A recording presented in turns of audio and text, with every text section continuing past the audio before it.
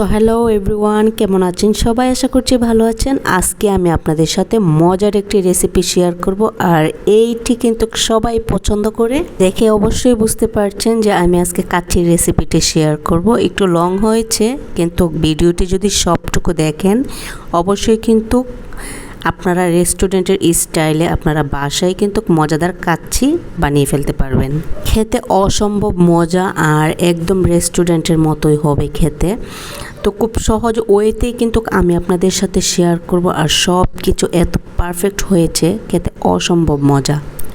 ভিডিওটি লং, আপনারা ধৈর্য সহকারে একটু দেখবেন। অবশ্যই বাসায় কিন্তু এভাবে ট্রাই করতে পারবেন। তো চলুন দেখে আসি আমি কিভাবে এই মজার পারফেক্ট কাচ্চি বাসায় তৈরি করেছি। প্রথমেই কিন্তু আমাদের যা উপকরণ লাগবে সেটা হচ্ছে মাংসটা খুব ভালোভাবে আমি ক্লিন করে নিয়েছি, আর ক্লিন করে যে হাঁড়িতে আমি রান্না করব সেই হাঁড়িতে রেখেছি। প্রথমে আমি এইখানে দিয়ে দিচ্ছি কাঠবাদাম, পেস্তা বাদাম, কাজু বাদাম আর পোস্তদানার পেস্ট। এইখানে পেঁয়াজও দেওয়া আছে, একসাথে কিন্তু আমি ব্লেন্ড করে নিয়েছি। আর এখানে দিয়ে দিচ্ছি টমেটো কেচাপ। এই কেচাপটা আমি ফ্রোজেন করে রেখেছিলাম, আমি বাসায় তৈরি করেছি। তো এখানে প্রায় হাফ কাপ পরিমাণ কেচাপ আছে, আর কেচাপটা দিলে কিন্তু খেতেও ভালো লাগে। আর এইখানে আমি এখন দিয়ে দিচ্ছি স্বাদ মতো লবণ। স্বাদ মতো না, 2 টেবিল চামচ পরিমাণ হবে। এখানে ধনিয়া গুঁড়া দিয়ে দিয়েছি, আর হলুদের গুঁড়া দিয়ে দিচ্ছি প্রায় হাফ টেবিল চামচ পরিমাণ, আর মরিচের গুঁড়া দিয়ে দিচ্ছি এইখানে প্রায় 2 টেবিল থেকে একটু কম হবে চামচ হবে দিয়ে দিচ্ছি। এখানে জালটা আপনারা কম বেশি বাড়িয়ে দিতে পারেন। আর যে এখন যে মশলাটা দিয়ে দিচ্ছি এটাই হচ্ছে বিরিয়ানির মশলা। আমি এখানে 2 টেবিল চামচ পরিমাণ দিয়ে দিচ্ছি। আর এইখানে কিন্তু এই মশলাটার মধ্যে সব ধরনের উপকরণ দেওয়া আছে। জয়ফল, জয়িত্রী, কাঠবাদাম, কালো গোলমরিচ, সাদা গোলমরিচ, শাহি জিরা, কাবাব চিনি, লবঙ্গ, এলাচ, দারচিনি, সব এভরিথিং দিয়ে আমি কিন্তু এখানে ব্লেন্ড করে নিয়েছি। ভিডিওটি বড় হয়ে যাবে সেই জন্য দেখাইনি, দিয়ে এখানে 2 টেবিল চামচ পরিমাণ দিয়েছি। আর এখানে দিয়ে দিচ্ছি আস্ত কিছুটা কাবাব চিনি আর শাহি জিরা দিয়ে এখানে আমি রসুন বাটা দিয়ে দিচ্ছি প্রায় 2 থেকে 3 টেবিল চামচ পরিমাণ হবে। আদা বাটাও সেম দিয়ে দিচ্ছি।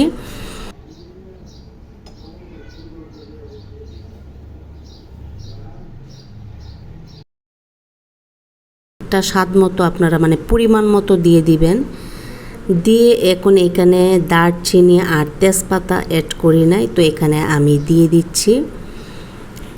এই রান্নাটা কিন্তু একটু কষ্ট হলেও খেতে কিন্তু অসম্ভব মজা। আমরা যারা বিরিয়ানি লাভার আছি, সব উপকরণ যখন দেওয়া হয়ে যাবে তো এই পর্যায়ে আমি টক দই দিয়ে দিচ্ছি। এই দইটাও কিন্তু আমার বাসায় বানানো। এখানে উপরে যে কালারটা দেখতে পাচ্ছেন এটা কিন্তু ফুল ঘি। আর এখন আমি এখানে হাফ কাপ পরিমাণে দিয়ে দিচ্ছি। আর পরিমাণ মতো এখানে এখন মরিচ দিয়ে খুব ভালোভাবে হাত দিয়ে মেখে নিতে হবে। মাখা হয়ে গেলে এখানে আমি এখন চুলায় বসিয়ে দিয়েছি। চুলায় বসিয়ে দিয়ে কিছুক্ষণ কষিয়ে নিয়েছি। কষানোটা হয়ে গেলে তারপরে কিন্তু আমি এখানে পানি অ্যাড করছি। অবশ্যই একটু হাতে সময় নিয়ে করতে হবে, আর যদি একদমই সময় নিয়ে করেন সেক্ষেত্রে কিন্তু আপনারা আমি যে উপকরণগুলো দিয়েছি এগুলো দিয়ে জাস্ট আপনারা ম্যারিনেট করে প্রায় 2 থেকে 3 ঘন্টা রেখে দিবেন। আমার হাতে সময় কম ছিল, তো ইনস্ট্যান্ট আমি রান্না করে ফেলেছি। রান্না করে আমি আজকে কাচ্চিটা রান্না করব। তো পাশের চুলায় আমি কিন্তু পাত্রর মধ্যে পানি দিয়ে এখানে শাহি জিরা, স্টার এনিস, তারপর বড় এলাচ, তেজপাতা, দারচিনি, কাবাব চিনি আর পরিমাণ মতো তেল লবণ দিয়ে কিন্তু এখানে চাউলটা আধা ঘন্টা ভিজিয়ে রেখেছিলাম। তারপর দিয়ে এখন চাউলটা যখন 80% মতো সিদ্ধ হয়ে যাবে তারপর কিন্তু চুলা থেকে আমি নামিয়ে চেখে নিব। অবশ্যই কিন্তু পানিতে যদি চাউলটা ভিজিয়ে রাখেন সেক্ষেত্রে কিন্তু রাইসগুলো খুবই জর্জরা হবে। আর এই তো আমার এখানেও রান্নাটা হয়ে গেছে। তো এখান থেকে আমি কিছুটা গ্রেভি তুলে রেখেছি।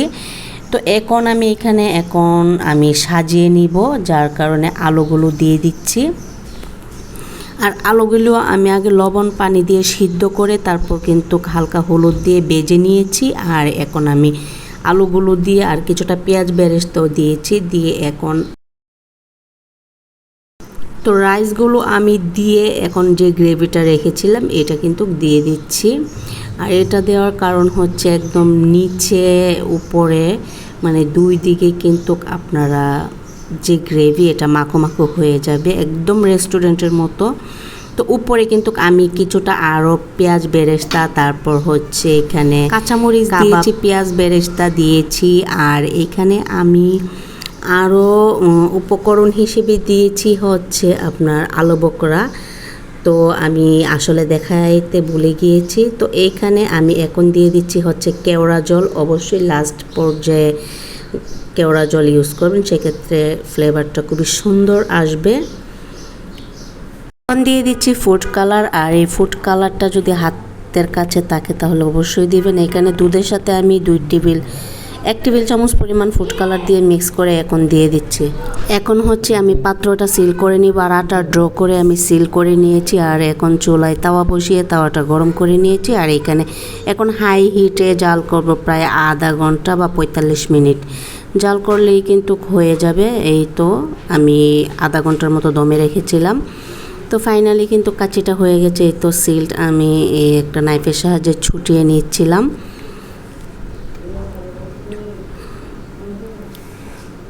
তো ছোটানো হয়ে গেলে মাশাআল্লাহ খেতে অসম্ভব মজার হয়েছিল। আর দেখেন দেখতে কতটা লোভনীয় হয়েছে। তো খুব সহজেই কিন্তু গড়ি তৈরি করতে পারবেন। আপনারা যদি ফুল ভিডিওটি দেখেন তাহলে অবশ্যই কিছু না কিছু শিখেছেন। যদি আপনাদের ভালো লাগে ফ্রেন্ডস ফ্যামিলির সাথে শেয়ার করবেন। রাইসটা খুবই জর্জরা হয়েছে। আর এই যে এখন কিন্তু আমি খুব ভালোভাবে মিক্স করে নিব। আর মিক্স করলেই কিন্তু গ্রেভির সাথে রাইসগুলো একদম মিলিয়ে যাবে। একদমই রেস্টুরেন্টের স্টাইলে কিন্তু রান্নাটা করেছি। আর খেতে কিন্তু অসম্ভব মজা। আপনারা এভাবে একবার হলেও ট্রাই করবেন। আর আমি কিন্তু এখানে ডালা সাজিয়ে নিব আজকে। তো আমি সব গ্রেভির সাথে কিন্তু আমি রাইসগুলো মিক্স করে নিচ্ছি। আর এখন আমি একটা ডালা নিয়ে নিচ্ছি। আমি ডালার মধ্যে কিন্তু রাইসগুলো এখন ঢেলে নিব। এই তো দেখেই কিন্তু বুঝতে পারছেন কতটা লোভনীয় হয়েছে, খেতে অসম্ভব মজা।